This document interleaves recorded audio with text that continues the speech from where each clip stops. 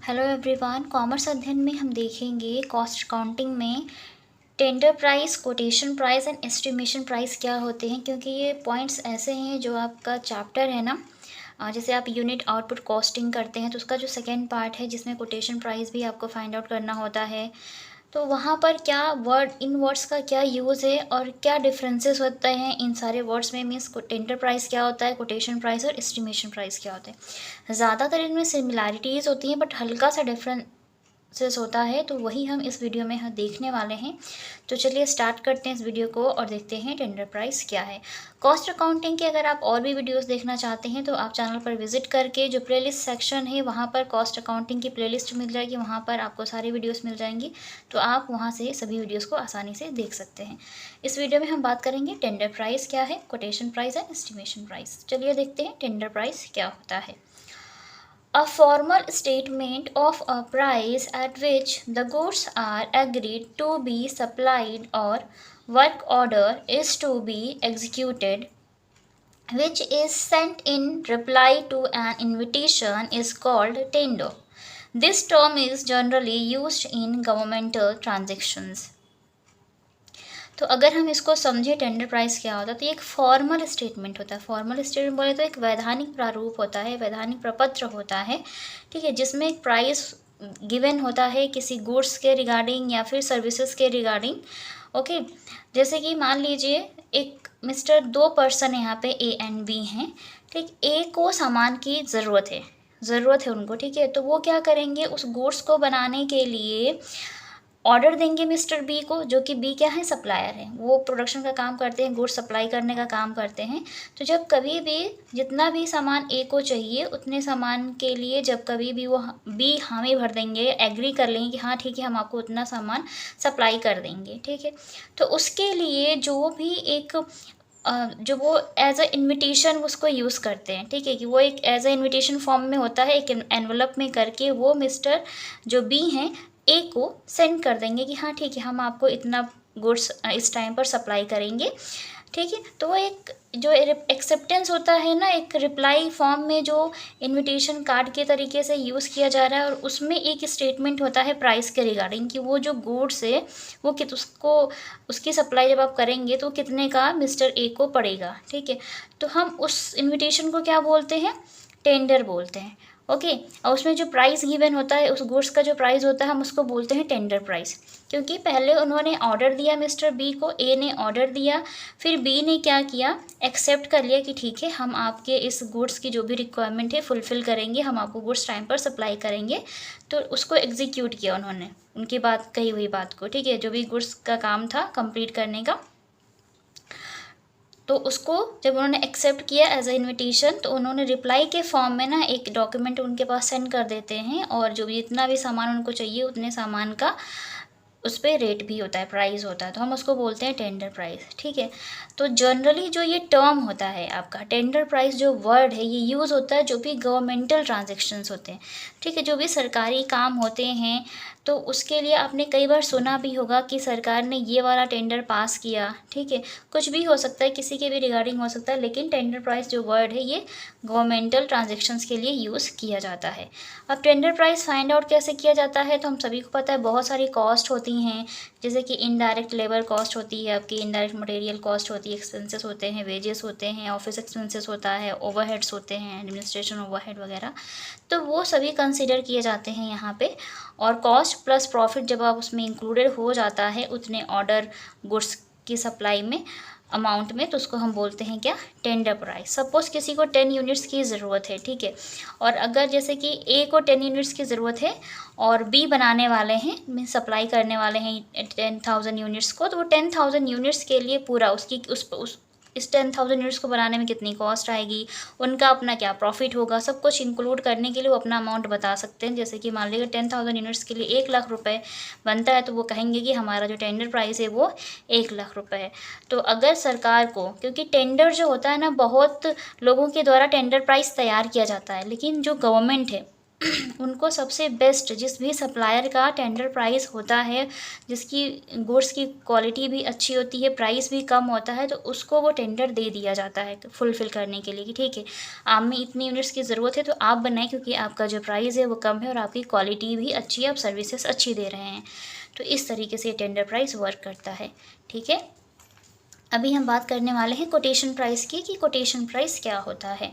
A statement of price that is quoted for a work order to be executed और service to be rendered और goods to be supplied is called a quotation.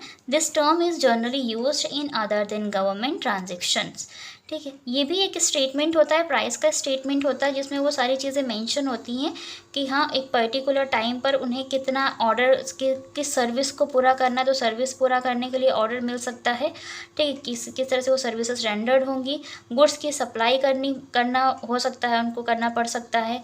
तो कोई भी काम करने के लिए जो भी उन्हें एक आदेश प्राप्त होता है, ठीक है, तो यहाँ पर जो काम होता है वो आदेशानुसार किया जाता है कि हाँ हमें इतना इस तरह की सर्विसेज चाहिए, रेंडर होनी है तो इसको एग्जीक्यूट करने में कितना अमाउंट आएगा, गुड्स की सप्लाई होनी है तो उसमें कितना अमाउंट आएगा। ठीक है, तो वो जैसे कि आपने यूनिट आउटपुट कॉस्टिंग जब पढ़ी होगी तो उसके दो पार्ट्स हैं, एक यूनिट आउटपुट कॉस्टिंग फर्स्ट है और एक सेकेंड है।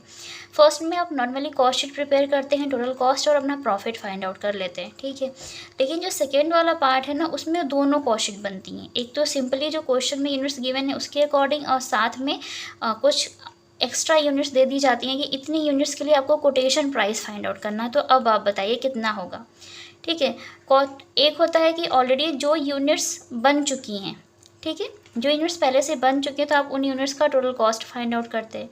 और अगर कहीं से ऑर्डर रिसीव हुआ है कि इतनी यूनिट्स और बनानी है तो इतनी यूनिट्स के लिए कितना कोटेशन प्राइस आएगा, वो जब आप फाइंड आउट करते हैं कि अगर आपको 10,000 यूनिट्स बनाने तो उस पर कितनी कॉस्ट आएगी, वो जानने के लिए क्या करते हैं आप, सिंपल जो कॉस्ट शीट पहले बनाई थी जो भी आउटपुट हो चुका था उसके बेसिस पर, तो उसके ही आधार पर हम क्या करते हैं, उसी के अकॉर्डिंग हम उन यूनिट्स का भी हम अमाउंट फाइंड आउट करते हैं कि टोटल कॉस्ट कितनी आएगी और प्रॉफिट ऐड करेंगे तो फिर क्या कॉस्ट बनती है। ठीक है, तो इस तरीके से तो ज़्यादातर टेंडर प्राइस और कोटेशन प्राइस सेम होता है। टेंडर प्राइस जो ये वर्ड है, ठीक, जो टर्मिनोलॉजी है, ये गवर्नमेंट ट्रांजैक्शंस के लिए में सरकारी कामों में इस्तेमाल किया जाता है। और कोटेशन प्राइस जो होता है सरकारी कामों को छोड़ करके जो प्राइवेट सेक्टर में जो लोग काम कर रहे हैं तो ये वहाँ पे वर्क करता है, जो भी प्रोडक्शन का काम हो रहा है तो ये कोटेशन प्राइस वर्ड वहाँ पे काम आता है। ठीक है, ये सरकार के लिए काम नहीं आता, ये सरकारी कामों के लिए यूज़ होता है और ये वर्ड प्राइवेट कामों के लिए यूज़ होता है। अगर प्राइवेट तरीके से कोई प्रोडक्शन करना है तो उसके लिए कोटेशन प्राइस फाइंड आउट करना होता है, पहले पता करना होता है कि जैसे मान लीजिए किसी भी पर्सन को 10,000 यूनिट्स चाहिए तो सप्लायर्स को बता देंगे कि हमें इतनी यूनिट्स चाहिए, क्या हमें दे पाएंगे और कितना प्राइस आएगा। तो बहुत सारे प्रोड्यूसर्स होते हैं ना, सप्लायर्स होते हैं, तो सभी सप्लायर्स क्या करते हैं, अपना अपना प्राइस जो भी कोटेशन प्राइस होता है फाइंड आउट करके उनके सामने रखते हैं जिनको उन यूनिट्स की रिक्वायरमेंट होती है। तो उनको जिस पर्सन का कोटेशन प्राइस सबसे कम होता है और प्रोडक्शन की क्वालिटी अच्छी होती है प्रोडक्ट की, तो फिर वो उन्हें कोटेशन प्राइस उनका जो होता है पास कर दिया जाता है, एक्सेप्ट किया जाता है और उनको वो काम करने के लिए कह दिया जाता है कि आप ये यूनिट्स प्रोड्यूस करें। ठीक है, अब हम बात करते हैं एस्टिमेशन प्राइस, जिसको बोलते हैं आप अनुमानित लागत क्या होती है, अनुमानित मूल्य क्या होता है। तो एस्टिमेशन से समझ में आ गया कि आप एक अनुमान लगाते हैं, जो भी आपका अपना ओपिनियन होता है, जो भी चीज़ें आपके सामने होती हैं उसके आधार पर हम एक ओपिनियन लगाते हैं, एक अंदाज़ा लगाते हैं कि इतना मूल्य होगा इस चीज़ का। ठीक है, तो चलिए इसको भी देख लेते हैं एस्टिमेशन प्राइस को। An approximate price of a work, order or goods or services calculated on the basis of general opinion and judgment is called an estimation. So हम सभी को पता है estimation क्या होता है, अनुमान लगाना क्या होता है। जो भी चीज़ें हमारे पास सामान्य तरीके से मौजूद हैं, हमारे सामने होती हैं, या हमारा जो अपना ओपिनियन होता है, जजमेंट, हमारा जो माइंडसेट होता है, उसके आधार पर हम किसी भी गुड्स या सर्विसेज का जो भी प्राइस है हम उसको आसानी से कैलकुलेट कर सकते हैं। सपोज़ ये पेंसिल है तो हम हमेशा से पेंसिल यूज़ करते हैं तो हमें पता है कि इस पर कितना ज़्यादा लागत आई होगी। ठीक है, कि इसमें ये जो ग्रेफाइट यूज़ हुई है ये कितने की होगी, ये जो वुड का काम है ऊपर ये किस तरीके से होगा, ये जो पेंट है ये इसके लिए कितनी लागत आएगी। तो हम ये एक तरह से अंदाज़ा लगा सकते हैं कि 5 रुपये की एक पेंसिल बनेगी। ठीक है, तो जो भी चीज़ें आपको पता है, जिस तरीके से मालूम है, उसके बेसिस पर आप एक अनुमान लगा लेते हैं। ओके, तो ये होती है आपकी एस्टिमेशन प्राइस। जो आप एक अनुमान लगाते हैं। कॉस्ट जैसे कि मैंने बताया, हम कॉस्ट को कैसे फाइंड आउट करते हैं, तो कॉस्ट ऑफ डायरेक्ट मटेरियल आपको मालूम होता है, उसके आधार पर आप उसको ऐड करते हैं। फिर डायरेक्ट कॉस्ट, डायरेक्ट लेबर को ऐड करते हैं, डायरेक्ट एक्सपेंसेस होते हैं उनको ऐड करते हैं। Share of factory overhead and office administration overhead कितना है, सेलिंग एंड डिस्ट्रीब्यूशन ओवरहेड कितना है, परसेंटेज ऑफ प्रॉफिट कितना होगा। ये सारी चीज़ें डिसाइड करने के बाद, इन सबको आपस में इंक्लूड करने के बाद टोटल कॉस्ट आपके पास आ जाती है। और फिर इसके बेसिस पे आप बता देते हैं कि कोटेशन प्राइस कितना आया है, कितने यूनिट्स का, टेंडर प्राइस कितना आया है, कितने यूनिट्स का। उसके बाद उसको एक्सेप्ट किया जाता है और वो काम उनको सौंप दिया जाता है, उन सप्लायर्स को जिनका प्राइस सबसे कम होता है और जिनकी प्रोडक्ट की क्वालिटी बेस्ट होती है। ठीक है, तो इस तरीके से टेंडर प्राइस, कोटेशन प्राइस और एस्टिमेशन प्राइस अपना इंपॉर्टेंट रोल प्ले करते हैं किसी भी प्रोडक्शन फैक्ट्रीज़ में या जो भी प्रोड्यूसर्स हैं उनके लिए। मुझे यकीन है मैं आपको सारे पॉइंट्स अच्छे से क्लियर कर पाई हूँ। तो अगर मैं आपको अच्छे से समझा पाई हूँ तो कमेंट सेक्शन में कमेंट करके ज़रूर बताएं। वीडियो अच्छा लगा तो लाइक करें, चैनल पर नए विजिटर हो तो चैनल को सब्सक्राइब कर लें एंड बेल आइकन को प्रेस कर लें ताकि आपको आने वाली वीडियोज़ की नोटिफिकेशंस मिलती रहें। ज़्यादा इन्फॉर्मेशन के लिए एंड अपने डाउट्स को क्लियर करने के लिए आप मुझे इंस्टाग्राम पेज पर भी मैसेज कर सकते हैं डायरेक्ट।